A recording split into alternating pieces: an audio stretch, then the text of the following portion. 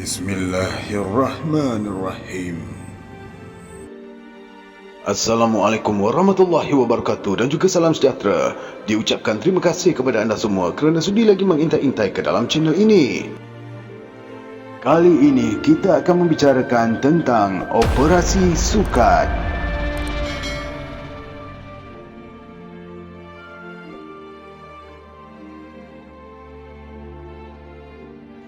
Pada tahun 1971, unit-unit PKM iaitu Parti Komunis Malaya telah diarahkan untuk membangunkan pusat bekalan dan rangkaian logistik supaya dapat terus membekalkan keperluan makanan dan ubatan kepada pasukan tempur mereka.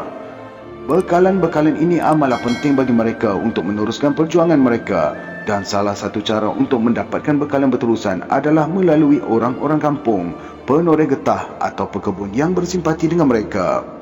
Organisasi Min Yuen bertanggungjawab mendapatkan bekalan logistik dan maklumat risikan untuk PKM. Pada awal tahun 1972, cawangan khas iaitu Special Branch Perak telah menerima maklumat terdapat pergerakan pengganas komunis di kawasan Jalong di utara daerah Sungai Siput. Kawasan ini memang terkenal dengan aktiviti pengganas komunis sejak zaman darurat pertama 1948 hingga 1960. Malah lokasi peladang Eropah pertama yang dibunuh komunis ketika itu hanya beberapa kilometer dari Kampung Jalong. Kumpulan Ronda Bravo 1 dipertanggungjawabkan untuk melakukan operasi di kawasan tersebut. Kumpulan ini diketuai oleh ASP Muhammad Zabrid bin Abdul Hamid Allahyarham yang secara kebetulannya bekas pekerja Jabatan Ukur iaitu survey. Beliau telah mengadakan kursus singkat kepada anggota-anggota yang terlibat tentang prosedur dan pengendalian peralatan ukur tanah dengan peralatan yang dipinjam dari Jabatan Ukur. Semua yang terlibat dipastikan berpakaian seperti tipikal pekerja ukur dan hanya dibekalkan dengan senjata pistol. Ops Sukat bermula pada 10 April 1972 apabila pasukan survey memulakan kerja-kerja di kawasan yang dipercayai lokasi aktiviti pengganas komunis itu. 10 hari yang pertama tidak mendapatkan sebarang tanda-tanda kehadiran pengganas komunis atau anggota sokongan mereka. Tetapi para petani dan pekerja ladang telah mula mesra dengan pasukan survey tersebut. Mereka difahamkan bahawa kerja-kerja ukur tanah sedang dijalankan kerana kerajaan bercadang memberikan lesen tanah tol ataupun diberi nama Temporary Occupied License kepada mereka. Pada 22 April 1972, hari yang ke-12 operasi berjalan, salah seorang anggota Bravo 1 telah menemui sebuah motosikal di kawasan semak berhampiran. Penemuan ini menimbulkan pertanyaan kepada pasukan Bravo 1 tentang kemungkinan aktiviti subversif oleh pengganas komunis di kawasan tersebut. Setelah melakukan pemeriksaan dengan ibu pejabat, ternyata plate number motosikal tersebut adalah palsu. Bagaimanapun, tinjauan yang dilakukan keesokannya mendapati motosikal tersebut telah pun lesap. Pada 1 Mei 1972, pasukan Ronda Charlie 3 dimasukkan bagi menggantikan Bravo 1.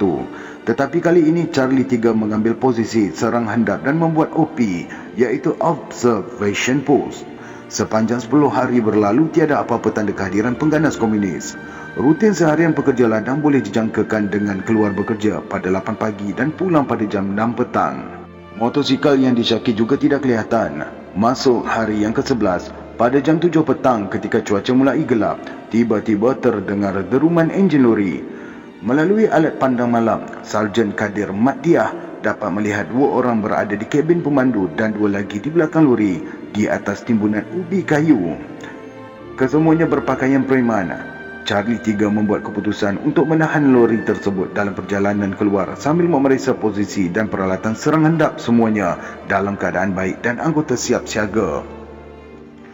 Penantian yang membosankan berakhir apabila pada jam 10.35 malam, lori tersebut bergerak masuk ke kawasan serang hendap. Sarjan Kadir mengarahkan lori tersebut berhenti, namun pemandu dan seorang lagi penumpang terjun melarikan diri. Mereka dapat ditangkap setelah salah seorang tercedera ditembak di kaki. Mereka kemudiannya dibawa ke Balai Polis Sungai Siput untuk disoal siasat oleh Special Branch. Mereka mengaku bahawa mereka telah diambil bekerja sebagai pemandu lori oleh seorang kawan. Pada 11 Mei 1972, mereka diarahkan untuk membawa lori dengan muatan 10 drum kosong dan semasa dalam perjalanan ke destinasi, dua orang pemuda yang tidak dikenali telah menahan dan mahu menumpang lori tersebut hingga ke destinasi. Kedua-dua pemuda itu menghilangkan diri selepas mereka membantu menurunkan muatan ubi kayu dan drum kosong ke destinasi. Pada subuh keesokannya, Bravo 1 dan Charlie 3 menjejaki laluan lori tersebut. Dalam penjenjakan tersebut, mereka telah terbau damar. Biasanya digunakan oleh pengganas komunis untuk mengelakkan tutup drum dari berkarat dan masuk angin selepas mereka menyimpan makanan di dalamnya. 3 anggota diarahkan meninjau dan kembali dengan melaporkan terdapat 8 pengganas komunis sedang bekerja di food dump kira-kira 300 meter dari lokasi mereka berada. Pengganas komunis dilaporkan sedang sibuk membungkus makanan. Walaupun ada yang tidak berbaju ketika itu, mereka dikenali kerana memakai topi bintang berbucu 5. Kumpulan peninjau diarahkan kembali ke lokasi tersebut untuk membuat tinjauan rapat dengan memakai topi komunis sebagai penyamaran. Setelah tiba di lokasi itu, anggota tinjau merapati dan bersembunyi di sebalik longgokan drum-drum kosong. Setelah memerhati kira-kira 15 minit, tiba-tiba seorang anggota komunis berjalan menuju ke arah longgokan drum itu. Kira-kira 10 meter jaraknya dari situ, anggota tinjau tidak ada pilihan lain selain melepaskan tembakan. Mereka kemudian dibantu oleh lain-lain anggota Bravo 1 dan Charlie 3 yang sudah berada hampir di lokasi pertempuran. Pengganas komunis berjaya melarikan diri dengan meninggalkan selaras rifle, 2 stand gun, 1 pistol, dokumen dan ubat-ubatan. Bagi anggota-anggota VAT nombor 9, ini adalah pengalaman pertama mereka bertempur. Sejak pasukan komando ini ditubuhkan pada awal Oktober 1969 dengan latihan yang diberikan oleh komando British iaitu SAS. Dalam penjejakan seterusnya, Bravo 1 dan Charlie 3 bergerak ke arah Kampung Baru Lasah dan seterusnya ke hutan Simpan Korbo.